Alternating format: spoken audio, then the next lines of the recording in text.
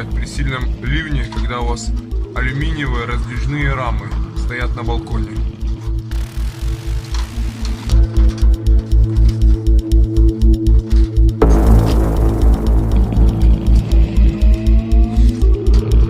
Топит как ваши рамы, так же топит и от соседа сверху.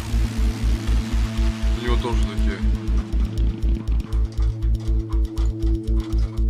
Следовательно, и вниз.